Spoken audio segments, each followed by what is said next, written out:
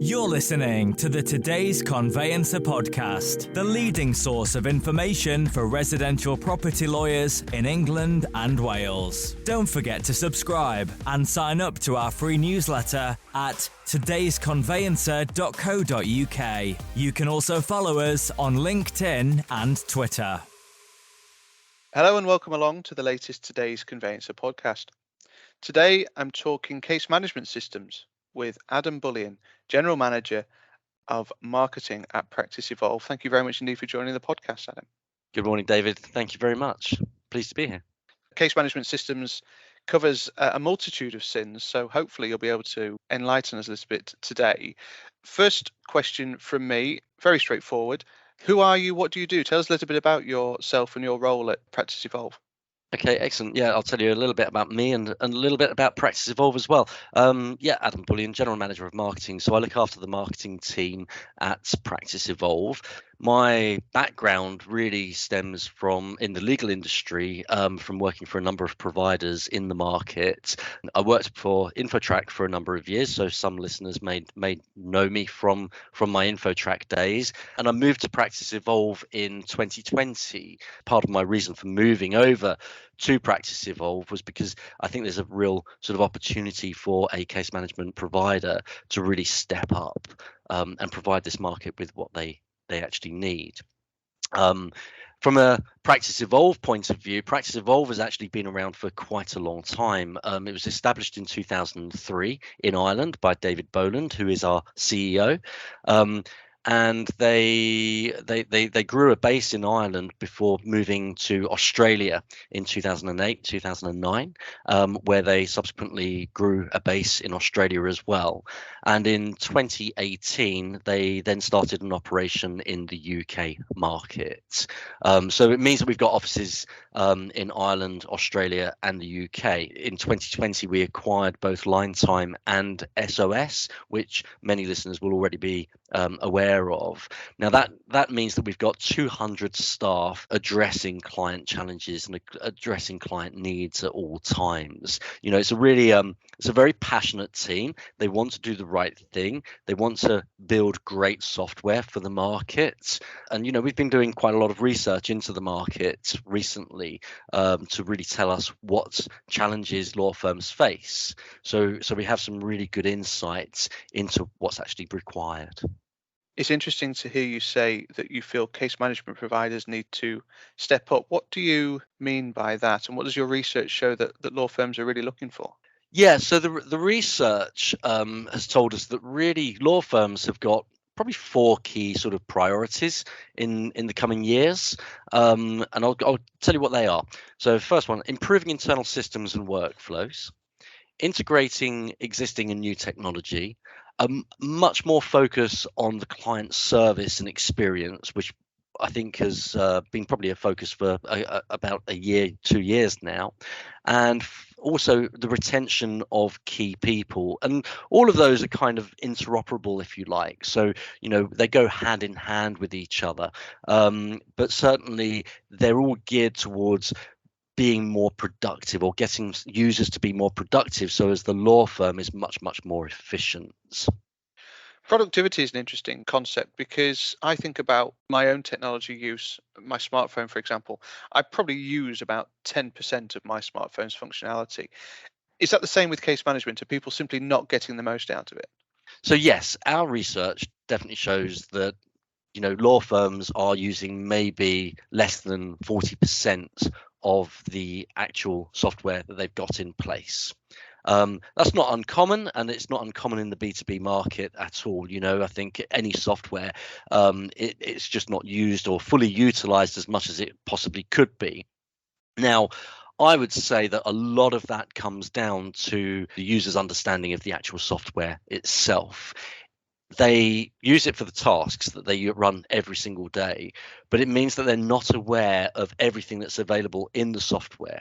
Now, the research, interestingly, also tells us that law firms believe that if users are enabled with better information and better training, for example, from the case management provider, then users will find new and innovative ways of actually working within the software.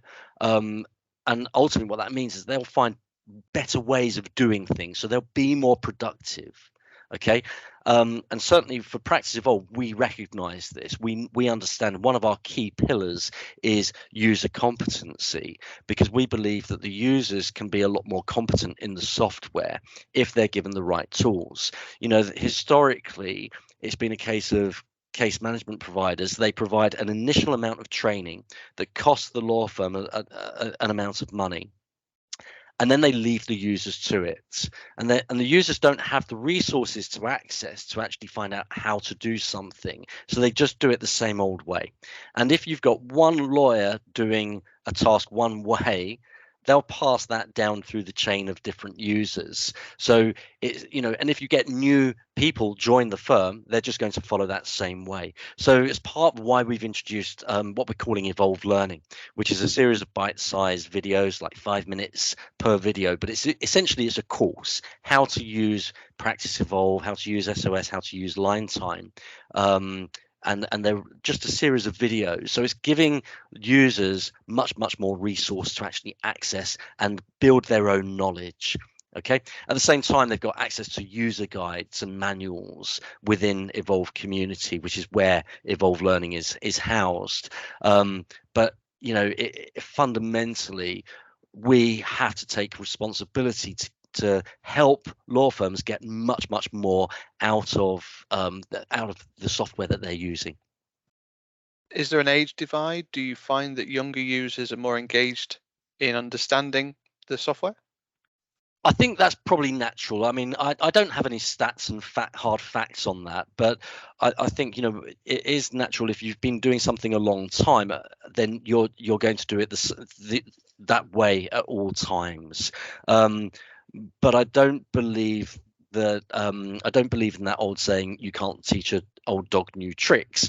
I think that does lots of people a disservice, and I think actually a lot of people want to find a better way of working, want to find a much easier solution to get things done and be productive during the day, because the retention of talent, for example, plays really nicely into user competency. If we in our roles, if we feel we're learning every day, we're actually happier in our roles. Taking wages and anything like that out of that sort of question. If we're not learning, if we've got to where we think we need to be, then we generally want to move on. Whereas if you can kind of be the hero, if you like, and learn something new every day, then you're always learning, and you're happier in yourself and in what you do. It's interesting that the recruitment angle has come up in a number of conversations I've had on the podcast, because increasingly conveyancing firms are using technology as a recruitment tool.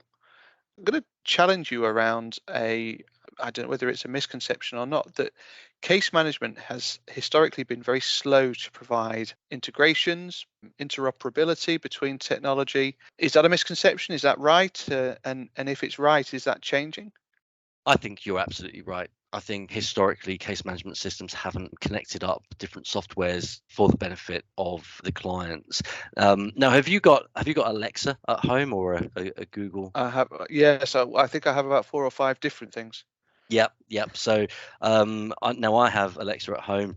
We've got Sonos, and we've actually got some electric blinds in the back room as well, because I didn't want hanging cords in there. Now, I'm not showing off, but my point is we are all very used now to asking Alexa questions or asking Google questions. So I can move from my music being played in the office during the day when I'm working to moving downstairs, and I can just ask Alexa to move the music. I don't have to go and switch off a machine and turn another one on, in the same way that I can ask Alexa to close the blinds of an evening, without me having to go up and actually do it myself. So if I'm out of the home, everything's now much more integrated, and it just makes life a lot easier generally. And some people will say that's lazy. I would say it's actually just really clever, because it allows us to turn the lights on when we're not home and close the blinds, so it makes us look like we're home, which is fundamentally important. So I think we're all used to technology integrating and working together now. And why should it be any different in the world of legal, in our B2B software? But you're absolutely right. I do think that integrations of different software hasn't been where it should be. I think that's changing. Certainly, we're changing that. We're trying to connect different softwares together. And again, to my pillars, I talked about user competency earlier, but another one of our pillars is about connectivity of software. We know from our research that only 5% of respondents said that their technology integrations were seamless. Well, if they're not seamless, then they're not really working for the law firm. They're not going to have that fundamental make that fundamental difference to their efficiency requirements, because they're going to have to be dipping in and out of it. But we do recognize that if we're integrating technologies together, then it does reduce human error, which means that you don't have to go back to correct things. And fundamentally, that makes a massive difference at the end of it, because it means that the case can move from beginning to end a lot quicker, a lot smarter. And that just means that the law firm is much more profitable at the end of the day. Is the reason historically because there wasn't any commercial benefit in integration? And again, is that something that case management systems are responding to feedback around? Without doubt, commercial benefits come into this. Yes, of course they do. I'd be lying if I said they didn't. But at the same time, if you only focus on the commercial benefit, then you're doing it wrong. It's got to be focused on why would we do this? Why would we connect software together? What is the benefit to the client using the software? And that's fundamentally important. And if you can concentrate on that, as we are, then the profitability side of things will come along and the commercial will take care of itself. I think what's probably prevented some systems performing the integrations is actually more a competitive street than it is commercial. Some case management systems have probably tried to build software for the market that others can provide. We know we're a business to business provider. We're never going to build a consumer product. But some case management providers have probably tried to build too much consumer facing software rather than actually what is the right thing to do. The right thing to do is to find a provider who can do that perfectly, and it's their only role, and then integrate it into the actual software itself. So we don't concentrate on the commercial benefit from the beginning. We focus on what is the right thing to do for the client. I'm going to move on and talk about consolidation in the case management space, because there's a lot of that happening. There used to be a larger number of case and practice management providers than there are today. You've already outlined that you've acquired Liontinum SOS, so dare I say you're one of the protagonists of this consolidation. What are you learning about the different case management systems that are out there, and what clients want from them? Look, I think what I've learned, and one of the reasons why I came over to Practice Evolve, is because I see an opportunity for law firms really to take advantage of better software in the marketplace. And when I say better software, I mean the software itself, but also the service that is offered with the provision of the software itself. You're right, there has been a lot of consolidation. Indeed, we've acquired Liontinum and SOS. They will continue to be supported. We're not going anywhere. They're not going anywhere at all.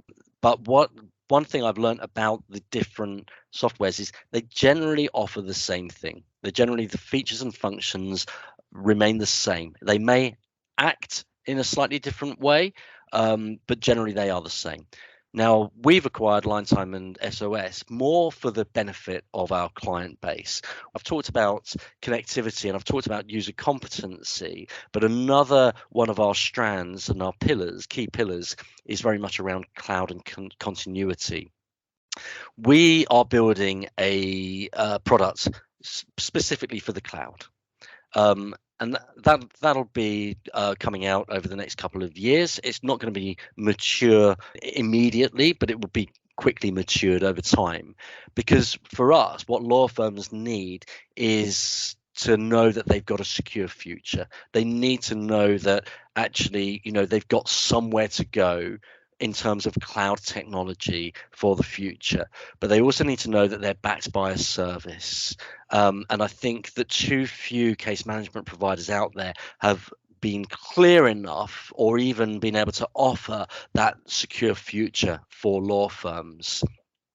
And that's probably more why we've acquired SOS and Line Time. It's not necessarily a commercial decision to acquire them. It's actually acquiring those to be able to provide their clients with a really secure long-term future that's backed by a great service and backed by being able to ensure that their users are using more of the software. There's an assumption in that cloud is the direction of travel that firms should take. Is that your view, or does on-premise still have a place? Yeah, on-prem still definitely has a place. Our research demonstrates that 60%, actually 67% of firms are really on their journey towards adopting cloud. And just that alone tells me that law firms are looking for cloud in the long term. At the same time, 60% of businesses, so outside of law firms, just businesses everywhere, have adopted or are on their journey towards adopting cloud technology.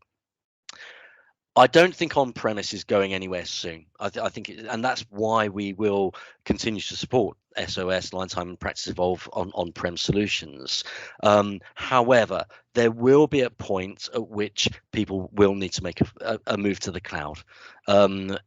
Don't ask me when that is, because I don't know. It could be 2030, it could even be 2040, but it's in years to come. And there's probably some listeners to this podcast who are thinking, well, I'm never going to move to the cloud. But think of it this way. You buy a new car and you buy a classic car. Which one is going to cost you more for the parts? It's going to be the classic car, right? Because there's less parts made available to them. The newer car, they're mass-produced parts, so it's always cheaper to have a new car and maintain a newer car. And that's essentially going to be the same for on-prem servers versus cloud, because cloud is mass-produced, on-prem will be, slightly less. So if you want to add, 2 gig space, for example, to your on-prem, it's going to cost you more than it is by flipping a simple switch by using cloud. So yes, I do think cloud is the absolute future. Do I think it's the immediate future? Not for everyone. We have a lot of clients coming to us asking us, for cloud technology, and we're able to deliver that. But we also have a lot of clients who are not ready, who have just invested heavily into servers, so they don't want to move to cloud, and that's okay. So there is still a place for on-prem, but at the same time, I think cloud is the future, and that's what law firms want. They want to know that there is cloud in the future for them. Let me ask that in a slightly different way. Is cloud, it's obviously not a fad, is it? But is cloud just a buzzword? Do people think they want cloud when in fact they're not really sure what they want at all? I think it comes down to business priorities. A lot of firms want to scale. They want to be able to scale. Everyone wants to grow. That's the measure of a successful business or a successful law firm. What you don't want as a law firm is to be having to spend a lot of money on somewhat older technology in the future. So I don't think cloud is a buzzword. I think it's a much easier route to go. It's it allows the law firms to scale and scale quickly. If you have to change something, and I'd go back to that, adding gigabyte of space to your server, it's a lot harder to do that. It takes a lot longer to do that through an on-premise solution than it does through cloud. For example, suddenly if you're hitting the heights and you need to add 2 gig, 3 gig, 4 gig, whatever you need to add, you can just flip a switch. So I don't think it's just a buzzword. And I think the fact that, over 60% of businesses and 67% of law firms are already on their journey to cloud, law firms do see the importance of cloud in the future. And what's preventing firms from moving to the cloud right now? Well, Certainly, our research shows a couple of different things. So, first of all, we asked the question in the research whether people understood the difference between cloud native and cloud hosted, for example. And it's amazing. The majority of respondents didn't know the difference or had some understanding, but not a real clear understanding. And I think this is really crucial. A lot of the decision makers in law firms, they don't understand the terminology that comes with cloud. We've got cloud hosting, cloud native, public cloud, private cloud, data tenancy. And I think public cloud sometimes is very much a phrase that confuses people because they think, well, public cloud, anyone can access my data because it's in the public domain. When actually that's not the case. It's a cloud platform that's available, or to make data available to users with a set of overlaid security protocols. So I think there's an element of a lack of understanding in terms of what cloud is. There is still a little bit of a hang up around data security or security of the data. Let's just cover that data security element off. Do you remember that fire that happened in Oxford Council a few years ago, David? Vaguely, yes. Yeah, Yeah. I do, yeah. It shut them down for a period of time, and no searches were able to carry it out in that area. Now, they had all of their information was either resided within the council building or within a server that was in there, and that meant that the business was shut down. It was actually a few weeks it was shut down for at the minimum. And I think this is very similar to a cybersecurity attack on anyone. If it's attacked, it's going to close the business down. You're going to lose a lot of work.